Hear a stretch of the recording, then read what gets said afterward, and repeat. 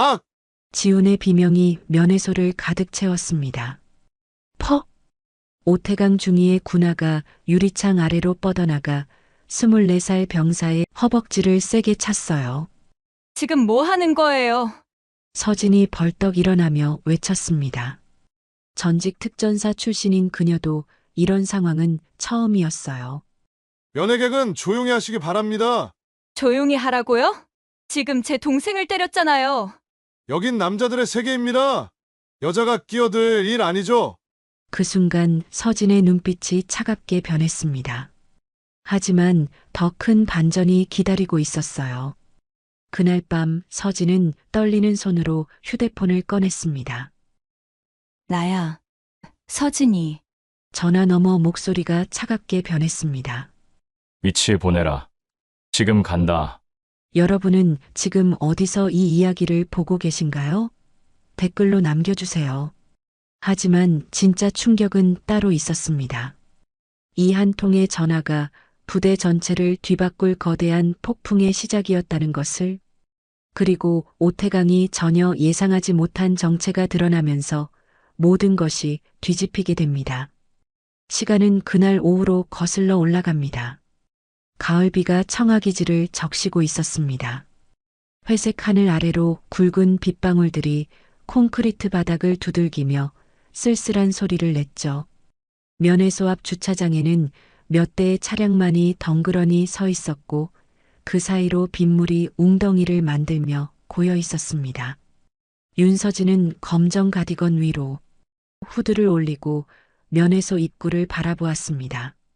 손에 든 보온병에서는 따뜻한 김이 새어나왔어요. 32살의 그녀 얼굴에는 특전사 시절의 날카로움이 여전히 남아 있었습니다. 단정하게 묶은 머리와 다부진 어깨선이 그녀의 과거를 말해주고 있었죠. 하지만 오늘만큼은 그 날카로운 눈매 속에 걱정이 가득했습니다. 문을 밀고 들어서자 소독약 냄새가 코끝을 찔렀습니다. 면회소 안은 형광등 불빛이 차갑게 내리쬐고 있었어요. 길게 늘어선 플라스틱 의자들과 유리창으로 막힌 면회 공간이 을씨년스러운 분위기를 만들었습니다. 벽면에는 면회 수칙이 적힌 안내문이 붙어 있었고 천장의 환풍기가 윙윙거리며 돌아가고 있었죠. 서진은 발걸음을 천천히 옮겨 지정된 자리에 앉았습니다. 플라스틱 의자가 삐걱거렸어요. 그녀는 보온병을 무릎 위에 올려놓고 유리창 너머를 바라봤습니다. 곧 문이 열리며 누군가 들어오는 소리가 들렸죠. 지훈아. 서진이 작은 목소리로 불렀습니다. 유리창 너머에서 24살 윤지훈이 고개를 들었어요. 그의 얼굴 왼쪽에는 시퍼런 멍이 크게 자리 잡고 있었습니다. 청하사단 특임대대 소속 병사인 그는 원래도 마른 편이었지만 오늘 보니 더욱 야위어 보였죠. 스포츠형으로 짧게 자른 머리 아래로 피로에 지친 눈빛이 드러났습니다. 지훈은 서진을 보자마자 어색하게 웃음을 지었습니다. 하지만 그 웃음은 금세 굳어버렸어요. 왼쪽 광대뼈 부근의 멍이 웃을 때마다 당기는 듯 했습니다. 누나, 나 괜찮아. 지훈이 억지로 웃으며 말했습니다. 하지만 그 웃음 뒤로는 감추려 해도 감춰지지 않는 고통이 묻어났어요. 오른쪽 눈 아래쪽 멍 자국이 특히 심했고 입술 한쪽 끝에는 갈라진 상처가 아직 아물지 않고 있었습니다. 괜찮긴 뭐가 괜찮아. 얼굴이 반쪽이잖아. 서진의 목소리에는 분노가 섞여 있었습니다. 그녀는 보온병을 책상 위에 조심스럽게 올려놓으며 지훈의 얼굴을 자세히 살펴봤어요.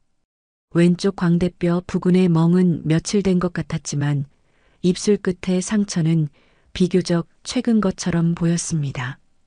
그리고 목 옆쪽에도 손가락 자국 같은 것이 희미하게 남아 있었죠. 이게 어떻게 된 거야? 누가 그랬어? 서진이 유리창에 손을 대며 물었습니다. 지훈은 잠깐 망설이더니 고개를 살짝 저었어요. 아니야, 누나. 그냥 훈련 중에. 훈련 중에 얼굴을 이렇게 다쳐? 지훈아, 누나한테 거짓말하지 마. 서진의 눈빛이 더욱 날카로워졌습니다. 그녀는 특전사 시절 수많은 부상자들을 봐왔기 때문에 알 수 있었어요. 이런 상처는 우발적인 사고로 생기는 게 아니었습니다. 지훈이 입술을 꽉 깨물었습니다. 뭔가 말하고 싶어 하는 듯 했지만 선뜻 입을 열지 못했어요. 그의 눈빛이 잠깐 면회소 입구 쪽으로 향했다가 다시 돌아왔습니다. 진짜 괜찮다니까. 누나가 걱정할 일 아니야. 걱정할 일이 아니라고? 지훈아, 너 지금. 그때였어요. 쾅! 면회소 문이 거칠게 열리며 군화 소리가 바닥을 울렸습니다. 36살의 오태강 중위가 성큼성큼 걸어 들어왔어요. 그의 장교복은 흠 하나 없이 다려져 있었고 짧게 깎은 머리는 반듯하게 정돈되어 있었습니다. 번들거리는 구두가 형광등 불빛을 반사했죠. 하지만 그 얼굴에 걸린 미소는 어딘지 차가웠고 눈빛에는 사람을 내려다보는 듯한 오만함이 가득했습니다. 오태강은 들어오자마자 면회소 안을 한 바퀴 둘러봤습니다. 그리고 지훈이 앉아있는 모습을 보더니 미간을 찌푸렸어요. 앉은 자세가 그게 뭐야? 병사 윤지훈. 오태강의 목소리가 면회소 안을 가득 채웠습니다. 그 소리에 다른 면회객들까지 고개를 돌렸어요. 지훈이 깜짝 놀라며 급히 자세를 바로잡으려 했지만 이미 늦었습니다. 군기불량이야, 완전히. 손 내리고 똑바로 서. 오태강이 유리창 앞으로 성큼성큼 다가가며 소리쳤습니다. 그의 눈빛에는 권위를 앞세우는 오만함이 가득했어요. 입꼬리에는 얇은 미소가 걸려 있었지만 그 속에는 냉소가 숨어 있었습니다. 지훈은 서둘러 일어서며 차렷 자세를 취했습니다. 하지만 아직 완전히 자세를 잡기도 전이었어요. 오태강은 참을성 없다는 듯 혀를 찼습니다. 이래서 요즘 신병들은 말이 안 돼. 면회 중이라고 해서 군기가 빠져도 되는 줄 알아? 서진이 자리에서 일어났습니다. 그녀의 얼굴에는 분노가 서서히 번져오고 있었어요. 잠깐만요. 면회 시간인데 왜 이렇게. 민간인은 조용히 하십시오. 오태강이 차갑게 말을 끊었습니다. 그리고 다시 지훈을 향해 고함을 질렀어요. 군인이 면회 중에도 느슨하게 앉아있으면 어떻게 해? 이게 특임대대 수준이야? 그런데 그 순간이었습니다. 퍽! 오태강의 군화가 유리창 아래쪽 틈으로 뻗어나가 지훈의 허벅지를 세게 찼어요. 그 소리가 면회소 안에 크게 울렸습니다. 아! 지훈이 비명을 지르며 휘청거렸습니다. 갑작스러운 충격에 그는 옆으로 몸을 기울이며 벽에 손을 짚었어요. 얼굴이 순간적으로 하얗게 질렸습니다. 서진이 벌떡 일어났습니다. 지금 뭐 하는 거예요? 그녀의 목소리는 면회소 전체를 진동시켰습니다. 특전사 시절 단련된 그녀의 기운이 순간적으로 터져나왔어요. 다른 면회객들이 놀라서 뒤를 돌아봤고 면회소 안의 공기가 급격히 긴장으로 가득 찼습니다. 오태강이 느긋하게 고개를 돌려 서진을 바라봤습니다. 그의 표정에는 전혀 미안해하는 기색이 없었어요. 면회객은 조용히 하시기 바랍니다. 조용히 하라고요? 지금 제 동생을 때렸잖아요. 서진의 두 손이 떨리고 있었습니다. 분노와 충격이 동시에 밀려왔어요. 지훈은 여전히 허벅지를 붙잡고 고통스러워하며 벽에 기대어 있었습니다. 오태강이 서진을 위아래로 훑어보며 입꼬리를 비틀었습니다. 그의 눈빛에는 여자를 우습게 보는 시선이 노골적으로 드러났어요. 장교복의 계급장이 형광등 불빛에 반짝였습니다. 누님, 여긴 민간인 말 끼어드는 곳 아닙니다. 그 말투에는 조롱이 가득했습니다. 오태강은 양손을 허리에 올리고 거만하게 서 있었어요. 면회소 안에 다른 사람들이 웅성거리기 시작했지만 그는 전혀 개의치 않는 듯 했습니다. 서진의 얼굴이 순간적으로 붉어졌습니다. 특전사 시절 그 누구에게도 이런 모욕을 당해본 적이 없었어요. 그녀는 한 걸음 앞으로 나아가며 차갑게 말했습니다. 그 병사 동생이야. 그래서요? 오태강이 어깨를 으쓱하며 비웃었습니다. 그의 표정에는 전혀 놀라거나 당황하는 기색이 없었어요. 오히려 더욱 도발적으로 변했습니다. 여긴 남자들의 세계입니다. 여자가 끼어들 일 아니죠. 그 순간 서진의 눈빛이 차갑게 변했습니다. 특전사 시절 단련된 그녀의 기운이 온몸에서 뿜어져 나왔어요. 주변 공기가 급격히 긴장으로 가득 찼습니다. 그 입 닥쳐요. 군기 핑계로 폭력하는 건 범죄야. 서진의 목소리는 낮았지만 강렬했습니다. 그녀의 두 주먹이 꽉 쥐어져 있었어요. 오태강은 그 모습을 보더니 오히려 재미있다는 듯 웃었습니다. 범죄라고요? 군대에서 군기 교육이 범죄라고 하는 거예요? 교육이요? 애한테 발로 차는 게 교육이에요? 애라고 하셨나요? 윤지훈 병사는 엄연한 군인입니다. 군인은 언제 어디서든 군인다워야 해요. 오태강이 지훈을 향해 고개를 돌렸습니다. 지훈은 여전히 허벅지를 움켜쥐고 고통스러워하고 있었어요. 그의 얼굴에는 식은땀이 맺혀 있었습니다. 그렇지, 윤지훈 병사? 지훈이 고개를 들었습니다. 그의 눈빛에는 두려움과 절망이 섞여 있었어요. 입술이 파르르 떨리고 있었습니다. 누나, 제발. 지훈이 작게 중얼거렸습니다. 그 목소리에는 간절한 부탁이 담겨 있었어요. 더 이상 사태가 커지지 않기를 바라는 마음이었습니다. 서진이 지훈의 표정을 보며 가슴이 미어졌습니다. 동생의 그런 모습을 본 적이 없었어요. 항상 밝고 씩씩했던 지훈이 이렇게 위축되어 있다니. 지훈아, 괜찮아. 누나가 있으니까 걱정하지 마. 누나, 진짜 괜찮다고. 그냥 들어가. 입 닥쳐. 조용히 있어. 오태강의 고함 소리가 면회소 전체를 울렸습니다. 지훈이 깜짝 놀라며 몸을 움츠렸어요. 그 모습을 본 서진의 분노가 극에 달했습니다. 뭐라고 했어요? 지금 제 동생한테 입 닥치라고 했어요? 맞습니다. 여기서는 제가 상급자거든요. 그리고 면회 시간도 끝났습니다. 오태강이 손목 시계를 보며 말했습니다. 실제로 면회 시간이 거의 다 되어가고 있었어요. 하지만 아직 몇 분은 남아 있었습니다. 아직 시간 남았잖아요. 긴급 상황입니다. 윤지훈 병사가 면회 중 군기 위반을 저질렀으니까요. 오태강이 냉소적으로 웃으며 말했습니다. 그리고 지훈을 향해 손짓했어요. 윤지훈 병사, 즉시 복귀. 지훈이 망설였습니다.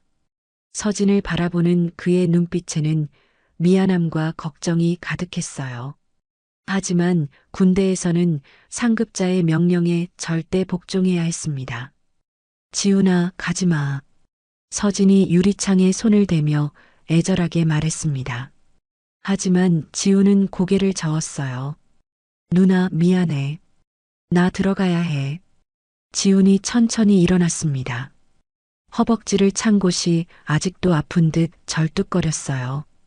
그 모습을 본 서진의 마음이 찢어질 것 같았습니다. 윤지훈 병사, 빨리. 오태강이 재촉했습니다. 지훈이 서둘러 문 쪽으로 향했어요. 그런데 그때 서진이 벌떡 일어나 외쳤습니다. 잠깐, 지훈아. 하지만 이미 늦었습니다. 오태강이 지훈의 팔을 거칠게 잡아 끌며 문 밖으로 데려가고 있었어요. 지훈이 뒤를 돌아보며 서진에게 고개를 저었습니다. 그 눈빛에는 더 이상 나 때문에 고생하지 말라는 메시지가 담겨 있었어요. 문이 쾅 소리를 내며 닫혔습니다. 서진은 멍하니 유리문 앞에 서 있었습니다. 지금까지 일어난 일이 현실인지 믿을 수 없었어요. 몇 분 전까지만 해도 평범한 면회였는데 순식간에 이런 일이 벌어지다니. 창밖으로는 여전히 비가 내리고 있었습니다. 지훈이 멀어지는 뒷모습이 빗줄기 사이로 희미하게 보였어요. 절뚝거리며 걸어가는 그 모습이 서진의 가슴을 더욱 아프게 했습니다.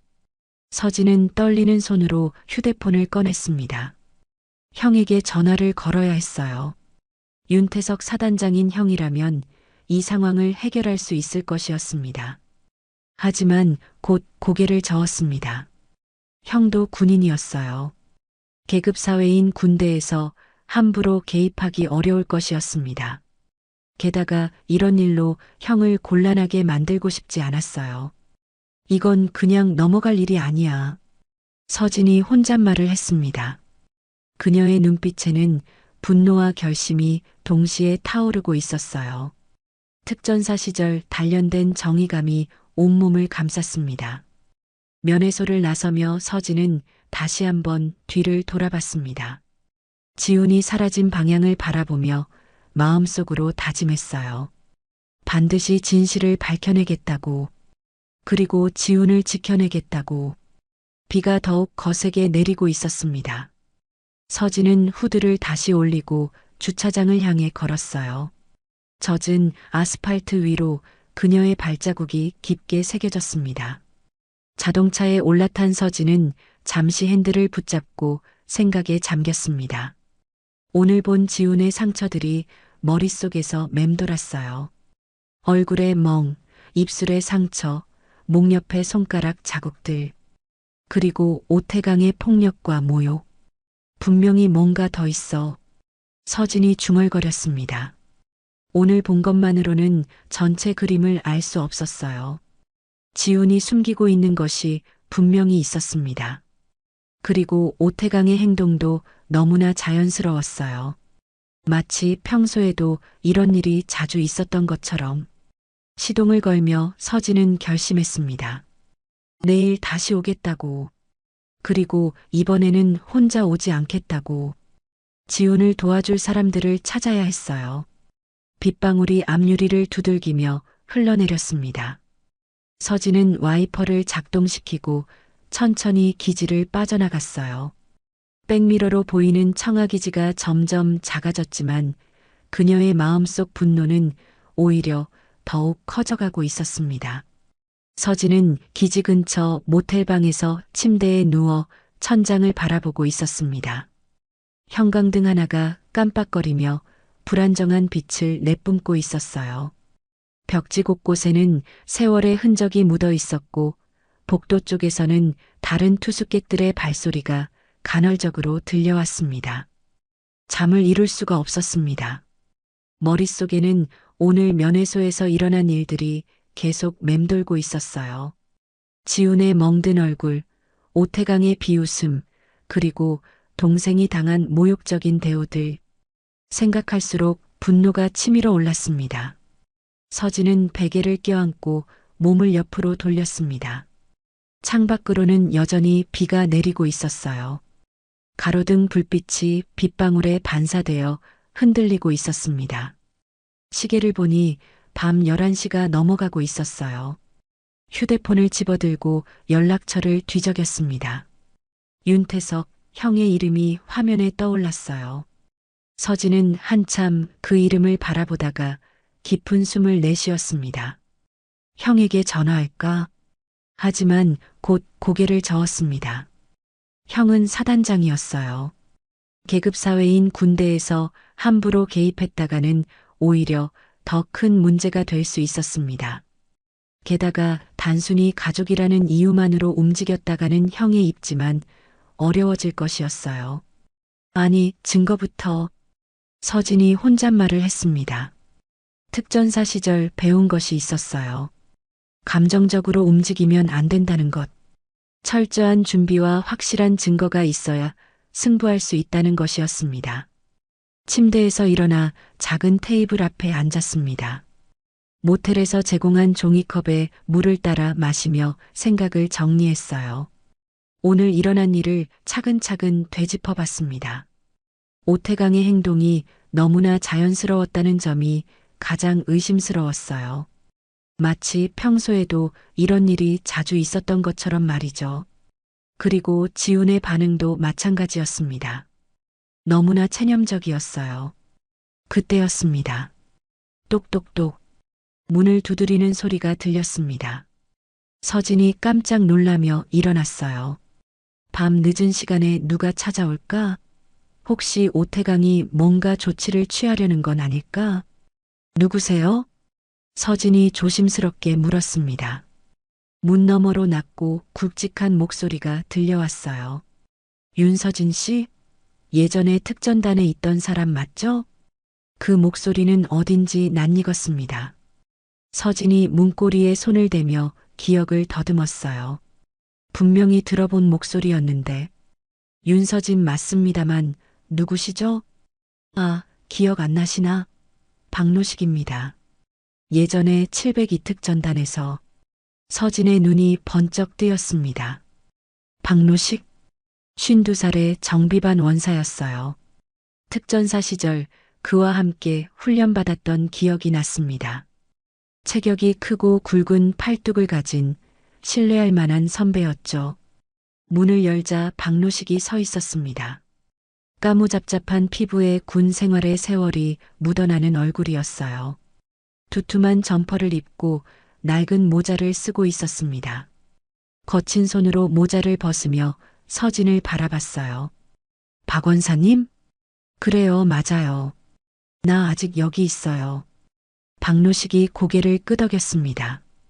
그의 얼굴에는 걱정스러운 표정이 가득했어요. 어떻게 저를 찾으셨어요? 오늘 면회소에서 일어난 일 들었어요. 그래서 혹시나 해서 이 근처 모텔들을 찾아다녔죠. 박노식이 주변을 둘러보며 말했습니다. 복도가 좁아서 두 사람이 서 있기에는 비좁았어요. 들어오세요. 서진이 문을 활짝 열며 말했습니다. 박노식이 고개를 끄덕이며 방 안으로 들어왔어요. 그는 테이블 옆 의자에 앉으며 깊은 한숨을 내쉬었습니다. 오태강 말이에요. 박노식이 먼저 입을 열었습니다. 그의 목소리에는 분노가 섞여 있었어요. 그놈 오래전부터 문제였어요. 서진의 눈빛이 변했습니다. 역시 그녀의 직감이 맞았던 것이에요. 어떤 문제요? 병사들한테 손을 댄 게 한두 번이 아니에요. 특히 약해 보이는 애들한테는 더 심하게 굴고. 박노식이 주먹을 꽉 쥐며 말했습니다. 그의 거친 손등에는 세월의 흔적이 가득했어요. 왜 신고를 안 하셨어요? 신고를 어떻게 해요? 증거도 없고 게다가 그놈이 장교잖아요. 우리 같은 부사관이 뭐라고 할 수 있겠어요? 박노식이 쓴웃음을 지었습니다.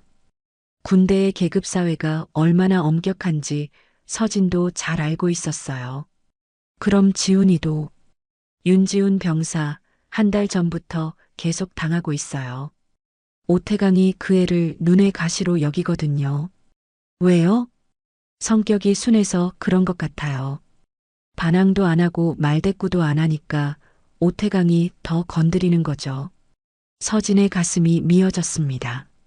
착하고 순한 동생이 그런 괴롭힘을 당하고 있었다니. 다른 병사들은 뭐라고 안 해요? 무서워서 못해요. 오태강한테 찍히면 군 생활이 지옥이 되거든요. 박노식이 고개를 저었습니다. 그의 얼굴에는 무력감이 가득했어요. 서진이 테이블에 두 손을 짚고 일어났습니다. 특전사 시절의 결단력이 되살아나고 있었어요. 그럼 증거를 만들죠. 증거요? 네. 확실한 증거 없이는 아무것도 할 수 없으니까요. 서진이 가방에서 노트북을 꺼냈습니다. 박노식이 의외라는 표정으로 그녀를 바라봤어요. 뭘 하실 거예요? 면회소 CCTV 위치부터 확인해 볼 거예요. 서진이 노트북을 켜며 말했습니다. 화면이 밝아지자 그녀는 인터넷에 접속했어요. 청아기지 관련 정보를 검색하기 시작했습니다. CCTV 말이에요? 그건 쉽지 않을 텐데. 방법이 있을 거예요. 일단 어디에 설치되어 있는지부터 알아야죠. 서진의 손가락이 키보드 위에서 빠르게 움직였습니다. 특전사 시절 배운 정보 수집 능력이 발휘되고 있었어요. 박노식이 감탄하는 표정으로 서진을 바라봤습니다. 역시 특전사 출신이네요. 생각이 다르시네. 박원사님, 다른 피해자는 없나요? 지훈이 말고. 있죠. 김상호, 이준혁, 최민수. 적어도 서너 명은 더 있어요. 박노식이 손가락을 꼽으며 말했습니다. 서진의 얼굴이 점점 굳어졌어요. 그 병사들하고 연락할 수 있어요? 쉽지 않을 거예요. 다들 무서워해서 설득해 주세요. 이대로 두면 계속 당할 거니까. 서진이 노트북 화면을 보며 말했습니다. 청화기지 배치도가 화면에 떠올랐어요. 면회소 주변의 CCTV 위치도 대략적으로 파악할 수 있었습니다. 여기 보세요. 면회소 입구에 CCTV가 있어요. 서진이 화면을 가리키며 말했습니다. 박노식이 의자를 끌어당기며 화면을 들여다봤어요. 맞네요. 그런데 그 영상을 어떻게 구하실 거예요? 정당한 방법이 있을 거예요. 일단 내일 다시 면회 신청부터 해보죠. 서진이 화면을 스크롤하며 말했습니다. 그녀의 눈빛에는 확고한 결심이 담겨 있었어요. 그런데 서진 씨, 혹시 윤태석 사단장님이랑 형이에요. 친형. 박노식의 눈이 커졌습니다. 그제야 성이 같은 이유를 알겠다는 표정이었어요. 그럼 사단장님께 직접 말씀드리시면 되잖아요. 그럴 수는 없어요. 형한테 피해가 갈 수도 있거든요. 서진이 고개를 저었습니다. 군대의 복잡한 인간관계를 잘 알고 있었어요. 하지만 꼭 필요하다면 마지막에 형의 힘을 빌릴 수도 있겠죠. 박노식이 고개를 끄덕였습니다. 그의 얼굴에는 희망이 스며들고 있었어요. 그럼 내일부터 본격적으로 시작하는 거네요. 네. 오태강이 더 이상 병사들을 괴롭히지 못하게 해야죠. 서진이 노트북을 닫으며 말했습니다. 창밖으로는 여전히 비가 내리고 있었지만 그녀의 마음속에는 확고한 의지가 타오르고 있었어요. 박노식이 일어서며 모자를 다시 썼습니다. 그럼 내일 또 연락드릴게요. 다른 병사들하고도 이야기해보고. 고마워요, 박원사님. 혼자였으면 어떻게 할 뻔했는지. 뭐려? 우리가 도와야죠. 같은 군인끼리. 박노식이 문 앞에서 잠깐 멈춰 섰습니다. 그런데 조심하세요.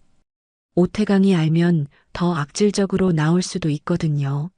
알겠어요. 조심할게요. 박노식이 나간 후 서진은 다시 노트북을 켰습니다. 할 일이 많았어요.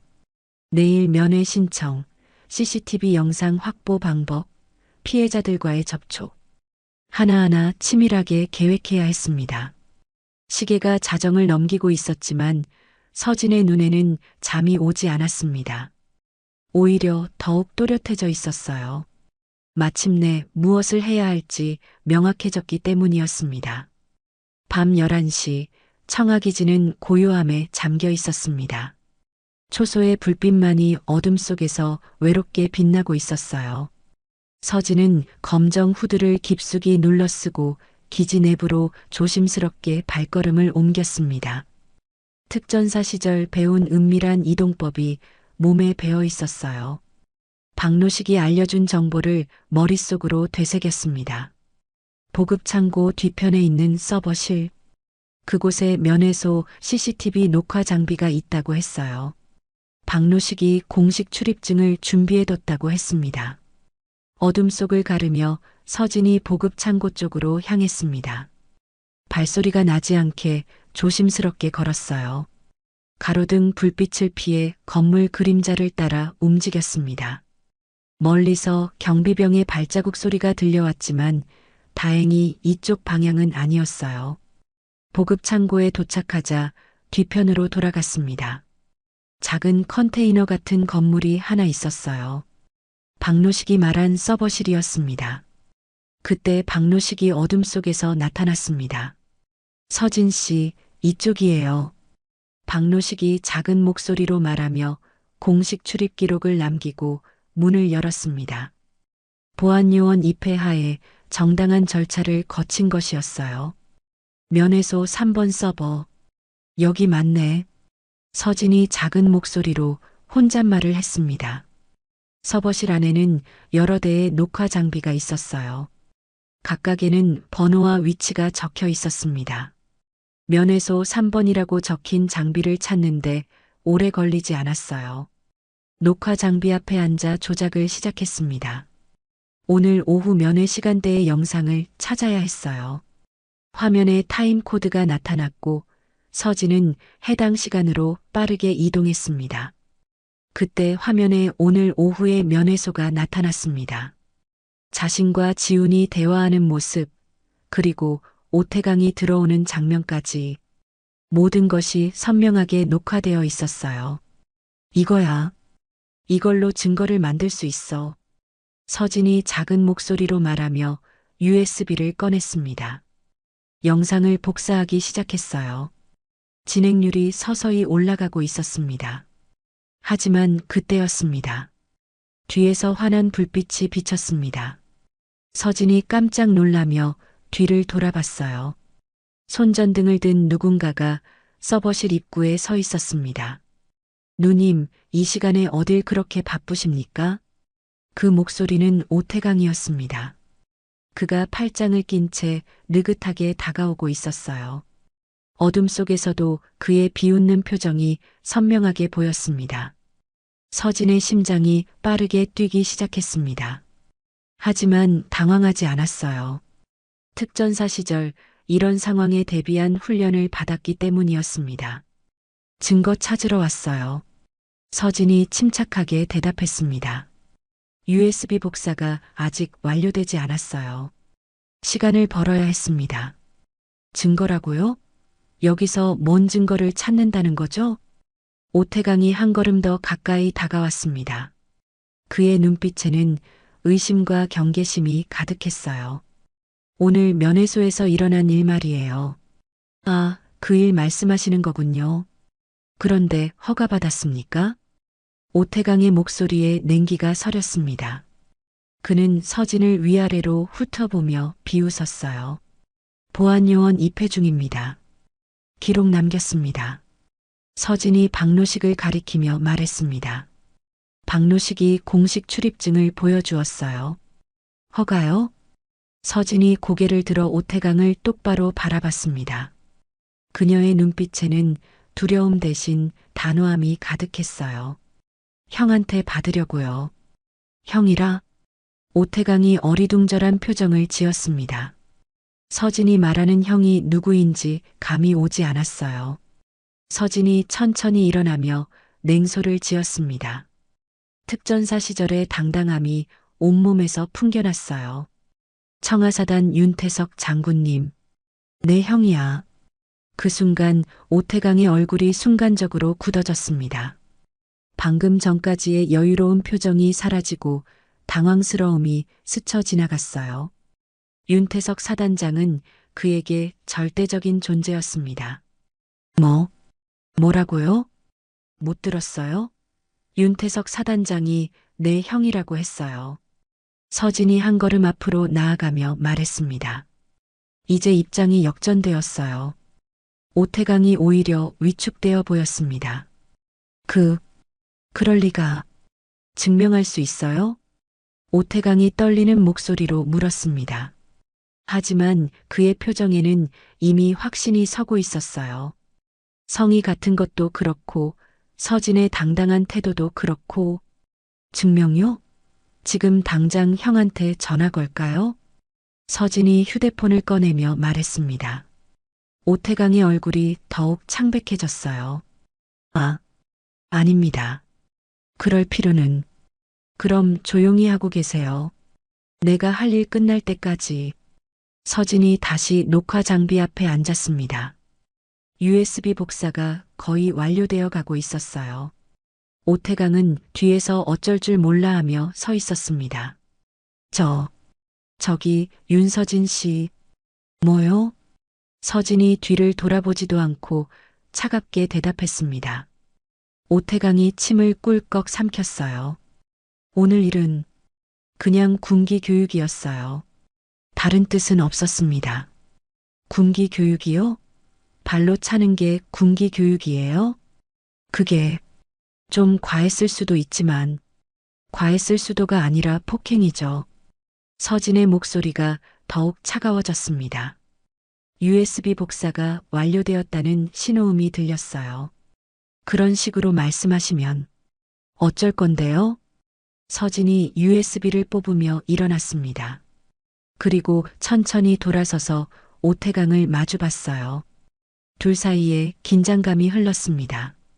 사단장님께 말씀드리시면 안 됩니다. 오태강이 간절한 표정으로 말했습니다.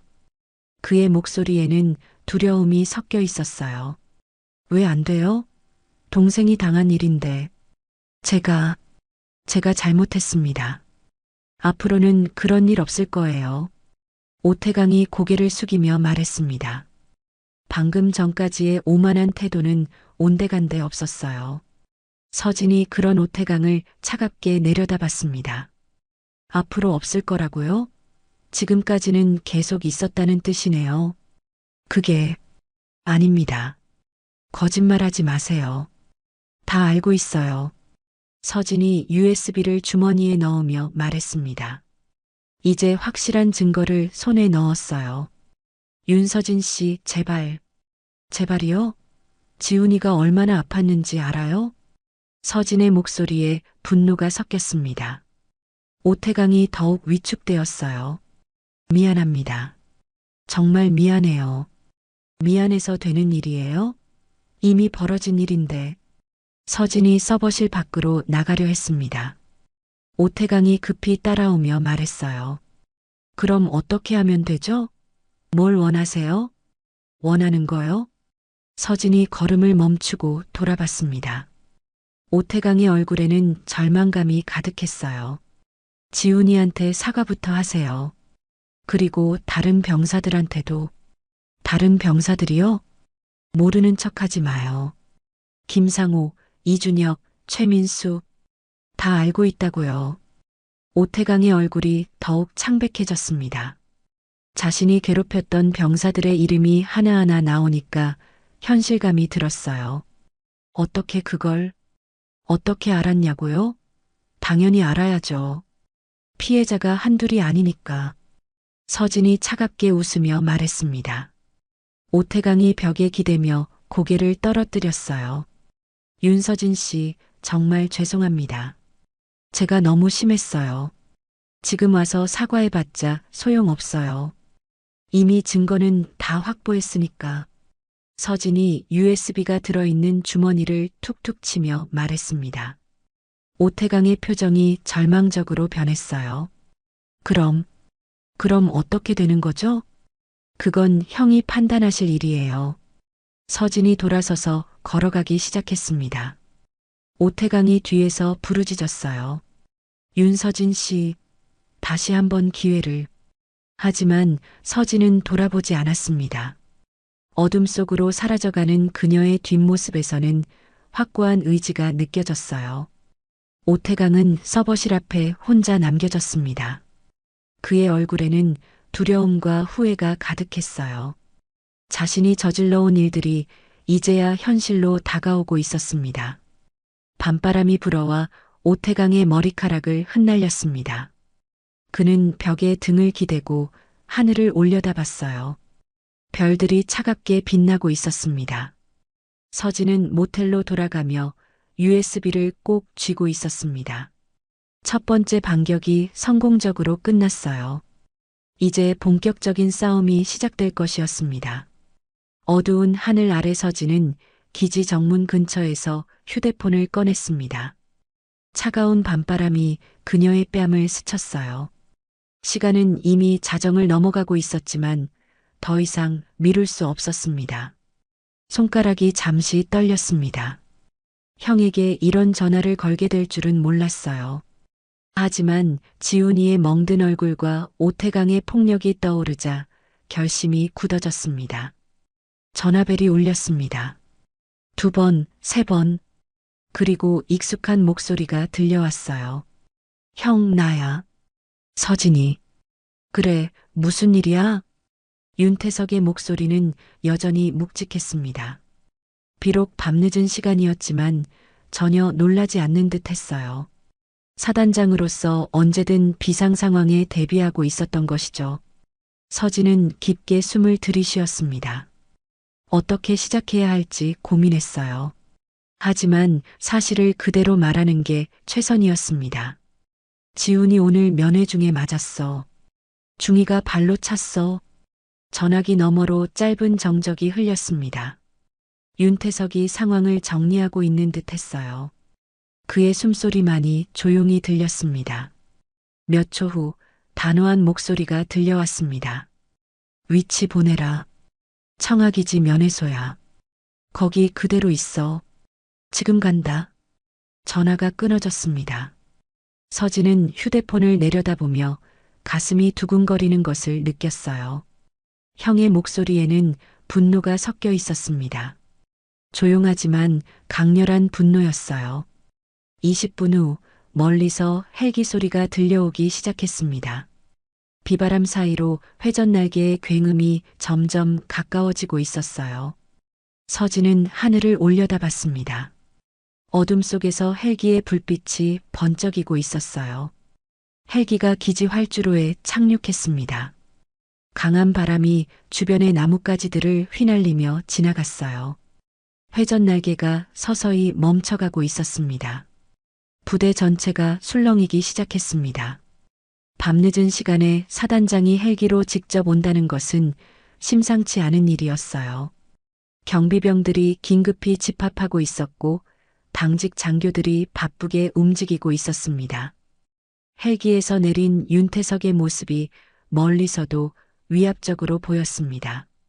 58살의 그는 백발이 섞인 짧은 머리와 깊게 팬 주름, 단단한 턱선이 인상적이었어요. 군복이 늘 정갈했고 눈빛에는 묵직한 권위와 인간미가 동시에 느껴졌습니다. 곧이어 사단장 차량 행렬이 기지 안으로 들어왔습니다. 검정색 승용차 세대가 일렬로 달려오고 있었어요. 맨 앞차에는 헌병대 장교가 타고 있었고 가운데 차에는 윤태석이, 맨 뒷차에는 참모들이 탑승해 있었습니다. 경비병들이 차량 행렬을 보자마자 차렷 자세로 경례했습니다. 그들의 얼굴에는 긴장감이 가득했어요. 평소에는 볼 수 없는 광경이었습니다. 차량들이 면회소 앞에 멈춰 섰습니다. 먼저 헌병대 장교가 내려서 주변을 살폈어요. 무표정하지만 상황 판단이 빠른 그는 검정 장갑을 끼고 차가운 표정으로 서 있었습니다. 윤태석이 차에서 내렸습니다. 그의 움직임 하나하나에는 오랜 군 생활이 만든 위엄이 배어 있었어요. 주변 장교들이 모두 경례 자세를 취했습니다. 서진이 그런 형의 모습을 보며 어린 시절을 떠올렸습니다. 언제나 듬직하고 믿음직했던 오빠였어요. 어려움이 있을 때마다 나타나서 모든 걸 해결해 주던 사람이었습니다. 윤태석이 서진을 발견하고 걸어왔습니다. 그의 표정은 평소와 달리 굳어 있었어요. 동생에게 무슨 일이 일어났는지 알고 있었기 때문이었습니다. 서진아, 형? 윤태석이 서진의 어깨에 손을 올렸습니다. 그 손길에는 따뜻함과 동시에 강한 의지가 느껴졌어요. 지훈이는 어디 있어? 아마 생활관에 있을 거야. 그 중이는 오태강이라고 해. 윤태석의 눈빛이 더욱 차가워졌습니다. 그는 헌병대 장교를 향해 고개를 끄덕였어요. 장교가 즉시 무전기를 꺼내 어디론가 연락을 취했습니다. 사단장님, 오태강 중이 소환하겠습니다. 그래. 그리고 윤지훈 병사도 데려와. 네, 사단장님. 헌병대 장교가 신속하게 명령을 전달했습니다. 곧 부대 곳곳에서 움직임이 시작되었어요. 밤늦은 시간이었지만 사단장의 명령은 절대적이었습니다. 윤태석이 면회소를 바라봤습니다. 오늘 오후 이곳에서 동생이 폭행을 당했다고 생각하니 분노가 치밀어 올랐어요. 정확히 무슨 일이 있었는지 말해봐. 서진이 오늘 있었던 일을 차근차근 설명했습니다. 지훈의 상처, 오태강의 폭력, 그리고 모욕적인 말들까지. 윤태석은 말없이 듣고 있었지만 그의 주먹이 점점 꽉 쥐어지고 있었어요. 증거는 있어? USB에 CCTV 영상 복사해뒀어. 서진이 주머니에서 USB를 꺼내 보였습니다. 윤태석이 고개를 끄덕였어요. 잘했다. 그때 멀리서 발자국 소리가 들려왔습니다. 두 명의 인물이 헌병들에게 이끌려오고 있었어요. 한 명은 지훈이었고 다른 한 명은 오태강이었습니다. 지훈은 급히 나온 듯 군복이 제대로 정돈되지 않은 상태였어요. 얼굴의 멍은 여전히 시퍼렇게 남아 있었습니다. 오태강은 서진을 보자마자 얼굴이 창백해졌어요. 윤태석이 지훈을 보며 표정이 부드러워졌습니다. 하지만 곧 다시 굳어졌어요. 동생의 상처를 직접 확인하니 분노가 더욱 치밀어 올랐습니다. 지훈아, 이리 와. 사단장님. 지훈이 조심스럽게 다가왔습니다. 윤태석이 지훈의 얼굴을 자세히 살펴봤어요. 멍든 자국들이 더욱 선명하게 보였습니다. 오태강은 몇 미터 떨어진 곳에서 바들바들 떨고 있었습니다. 사단장 앞에서 자신이 저지른 일이 드러날 것을 알고 있었어요. 밤하늘에는 여전히 구름이 끼어 있었고 차가운 바람이 불고 있었습니다. 하지만 면회소 앞의 긴장감은 날씨보다 더욱 차갑게 느껴졌어요.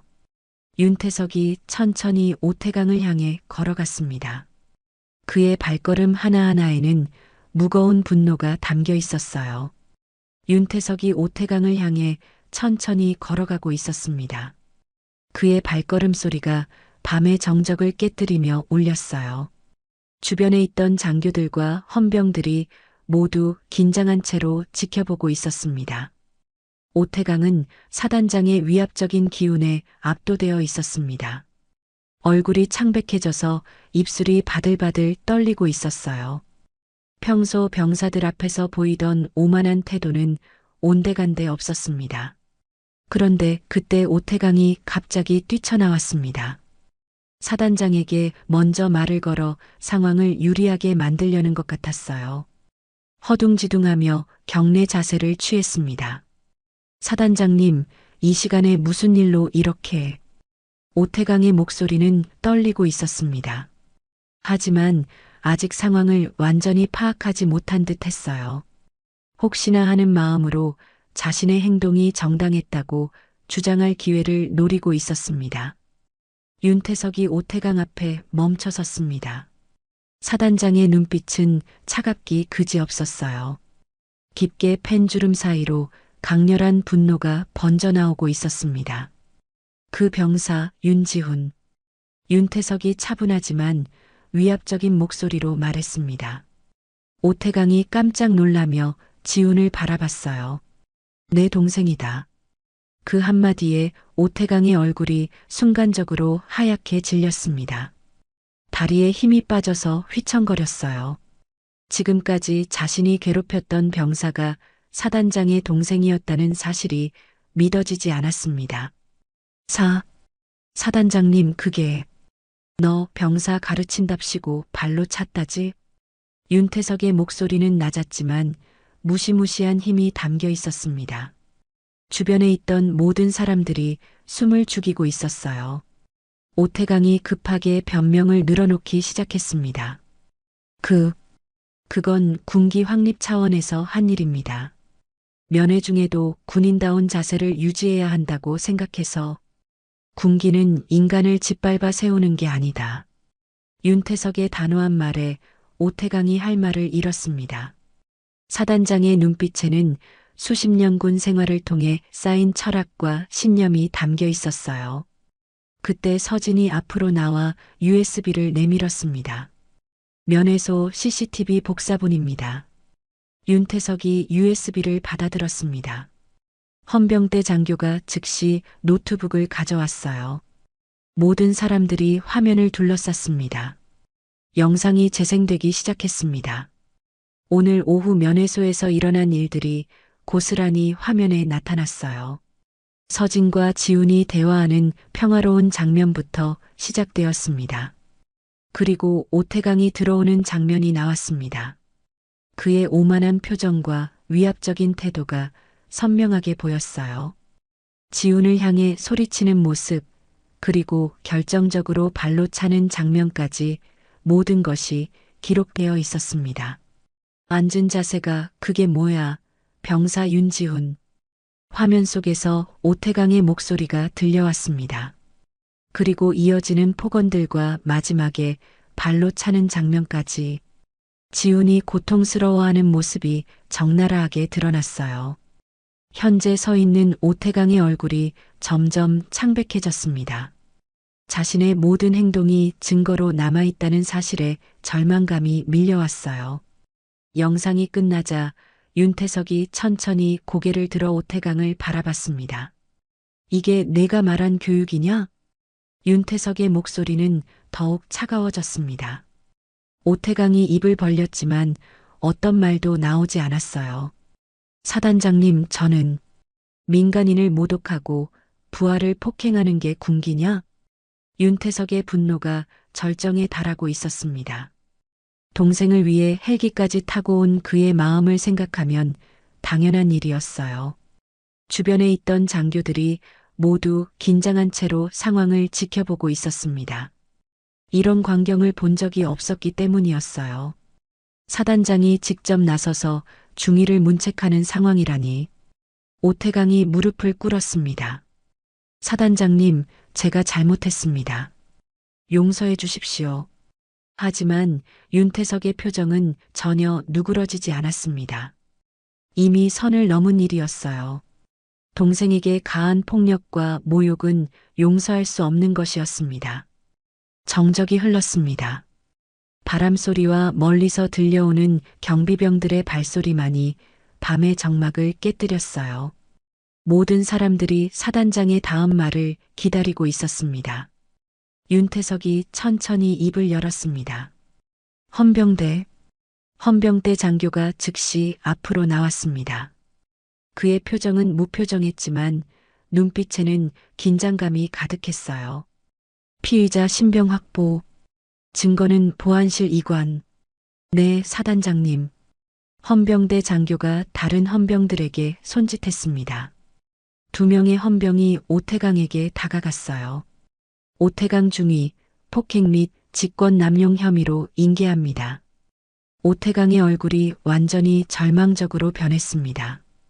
이제 모든 것이 끝났다는 것을 깨달았어요. 군 생활뿐만 아니라 인생 자체가 망가질 위기에 처했습니다. 사단장님, 제발 한 번만 더 기회를. 기회는 이미 충분히 줬다. 병사들을 괴롭힐 때마다 말이야. 윤태석의 말에 오태강이 더 이상 할 말을 잃었습니다. 헌병들이 그의 양팔을 잡고 끌고 가기 시작했어요. 지훈이 그 모습을 보며 복잡한 표정을 지었습니다. 자신을 괴롭혔던 사람이지만 이렇게 끝나는 것을 보니 마음이 편치만은 않았어요. 서진이 지훈의 어깨에 손을 올렸습니다. 괜찮아, 지훈아. 이제 다 끝났어. 하지만 서진의 마음 한편에는 불안감이 남아 있었습니다. 오태강이 이대로 순순히 당할 사람은 아니라는 것을 알고 있었어요. 분명 마지막까지 발악할 것이었습니다. 윤태석이 지훈에게 다가갔습니다. 지훈아, 미안하다. 형이 늦었구나. 아니에요, 형. 누나가 다 해결해줬어요. 지훈이 서진을 바라보며 고마운 표정을 지었습니다. 서진도 동생을 보며 안도의 미소를 지었어요.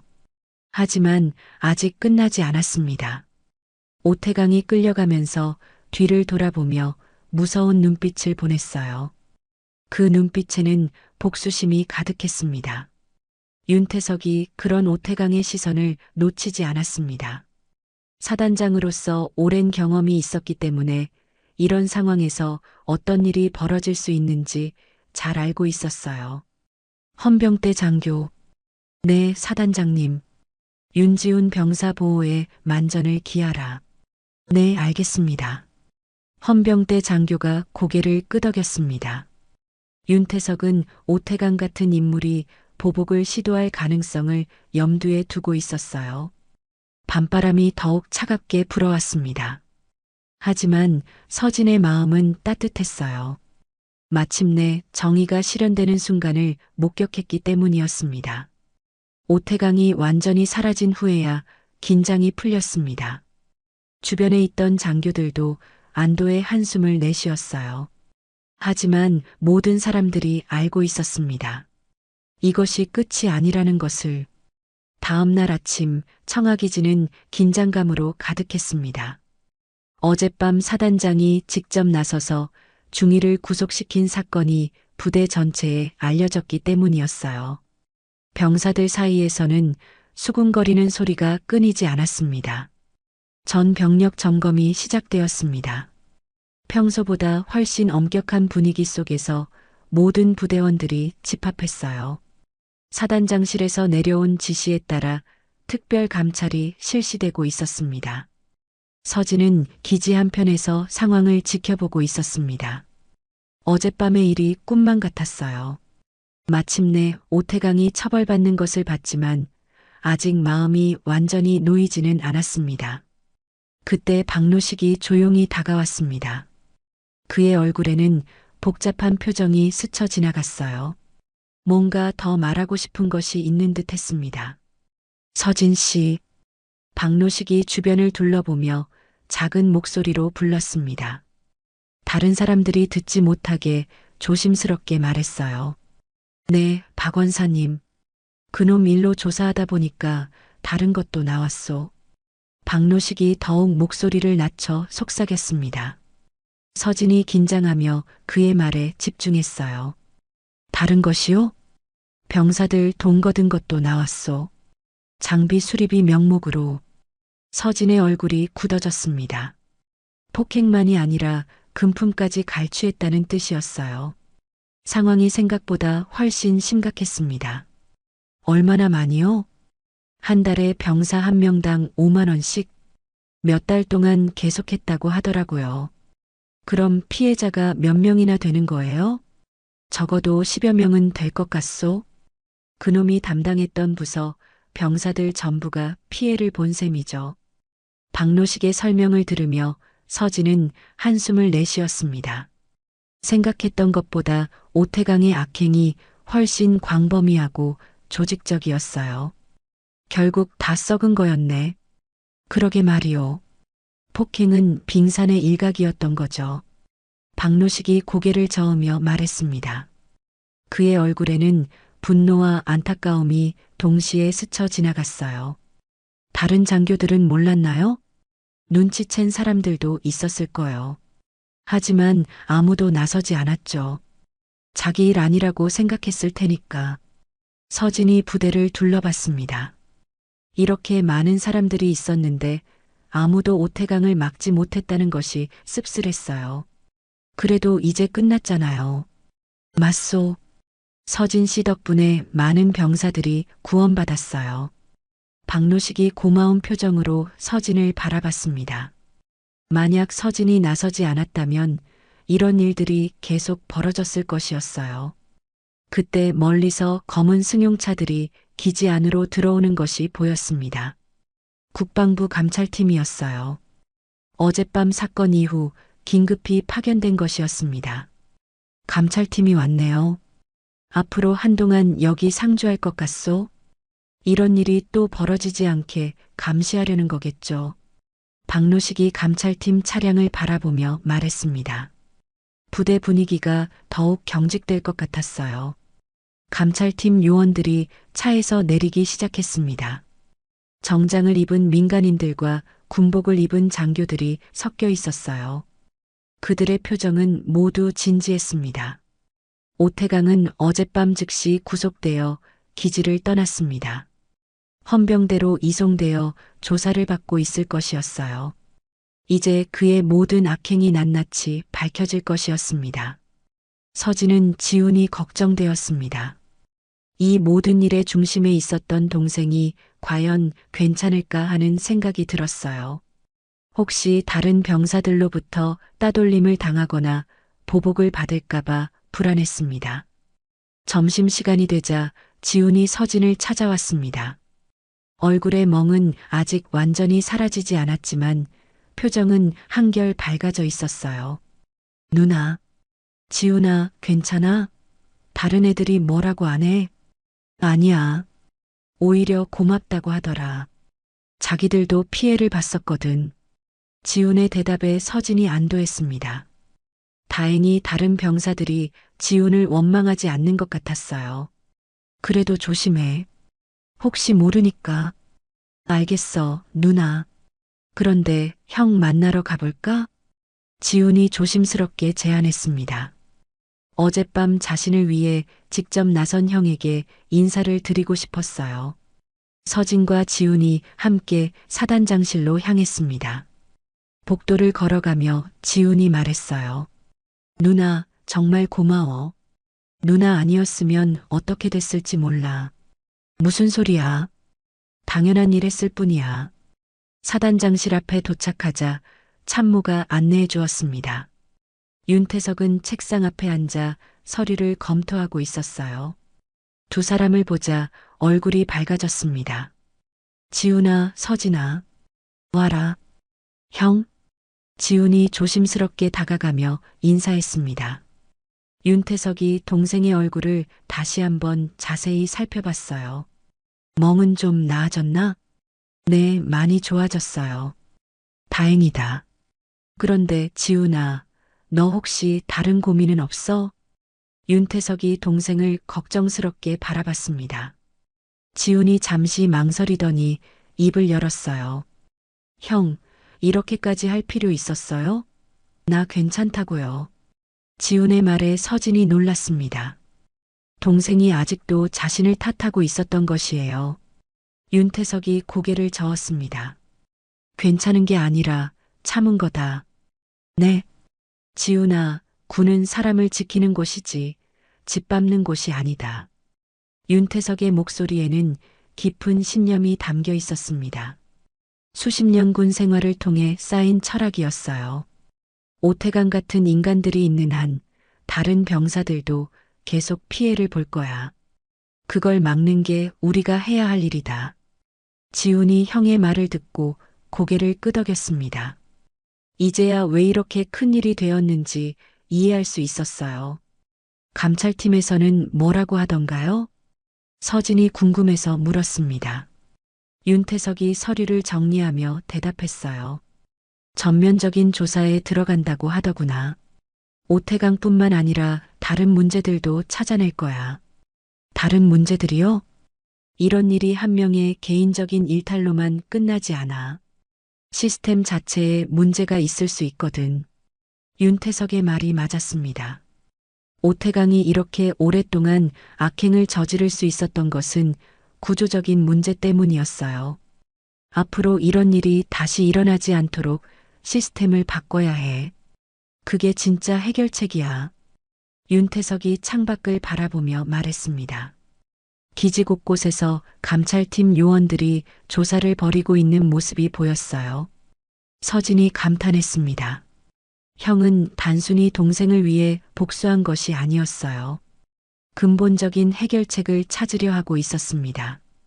그런데 오태강은 어떻게 되는 거예요? 군법회의에 회부될 거야. 폭행, 갈취, 직권남용. 죄목이 한둘이 아니거든. 지훈이 복잡한 표정을 지었습니다. 자신을 괴롭혔던 사람이지만 완전히 파멸하는 것을 보는 건 마음이 편치 않았어요. 지훈아, 동정할 필요 없어. 자업자득이야. 윤태석이 동생의 마음을 읽고 말했습니다.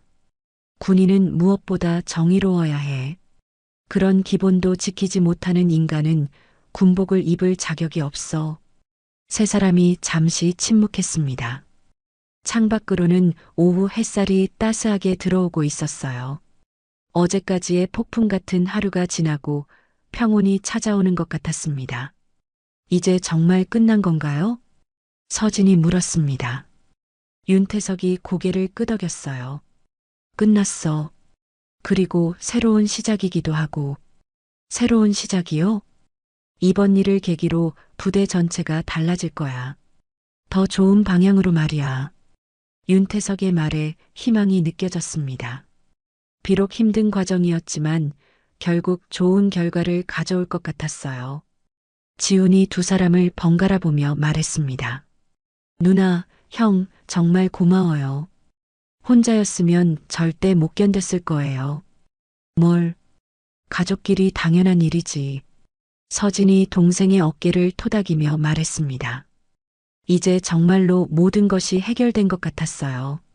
하지만 서진은 아직 완전히 안심할 수 없었습니다. 오태강 같은 인물이 감옥에서도 보복을 시도할 가능성이 있었기 때문이었어요. 앞으로도 계속 조심해야 할 것 같았습니다. 사단장실의 오후 햇살이 세 사람을 따스하게 비추고 있었습니다. 창밖으로는 기지의 일상적인 풍경이 펼쳐져 있었어요. 병사들이 훈련을 받고 있고 장교들이 업무를 보고 있었습니다. 어제까지의 긴장감은 이제 많이 가라앉은 상태였어요. 서진이 지훈을 바라보며 부드러운 미소를 지었습니다.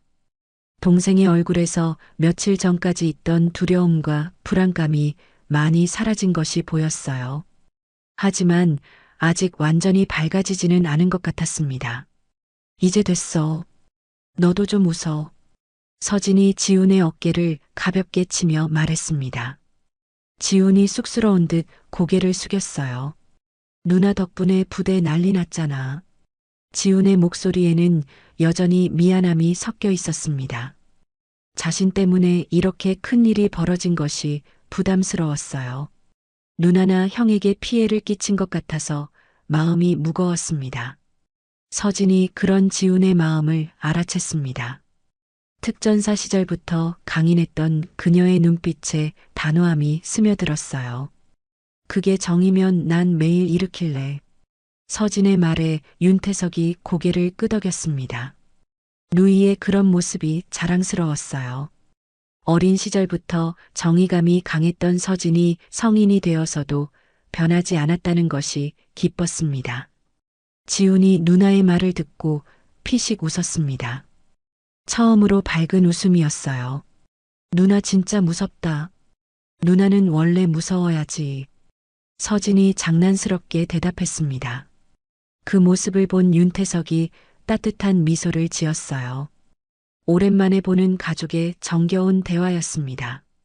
둘 다 닮았어. 고집도 정의감도. 윤태석이 남매를 번갈아 보며 말했습니다. 어린 시절 서진이와 지훈이의 아버지가 얼마나 비슷했는지 떠올랐어요. 가족의 피는 못 속이는 것 같았습니다. 형도 마찬가지잖아요.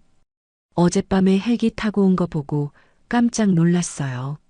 서진이 형을 보며 말했습니다. 윤태석이 쑥스럽게 웃었어요. 가족이 당하고 있는데 가만히 있을 수는 없지. 그래도 사단장이 직접 나서는 건 위험하지 않았어요? 위험해도 해야 할 일은 해야지. 그게 옳은 일이니까. 윤태석의 대답에서 군인으로서의 신념이 느껴졌습니다. 계급이나 지위보다 인간으로서의 도리를 먼저 생각하는 사람이었어요. 지훈이 두 사람을 보며 감사한 마음이 밀려왔습니다. 혼자였다면 절대 해결할 수 없었던 일이었어요. 가족이 있다는 것이 얼마나 든든한지 새삼 깨달았습니다. 앞으로는 이런 일 없을 거야. 윤태석이 동생을 보며 확신에 찬 목소리로 말했습니다. 감찰팀이 상주하게 되었고 시스템도 바뀔 예정이었어요. 더 이상 오태강 같은 인물이 설칠 수 없을 것이었습니다. 그런데 형, 정말 감찰팀이 계속 있을 거예요? 최소 몇 달은 있을 거야. 철저히 조사하고 시스템을 바꿔놓을 때까지. 다른 부대에도 이런 문제가 있을까요? 서진의 질문에 윤태석이 심각한 표정을 지었습니다.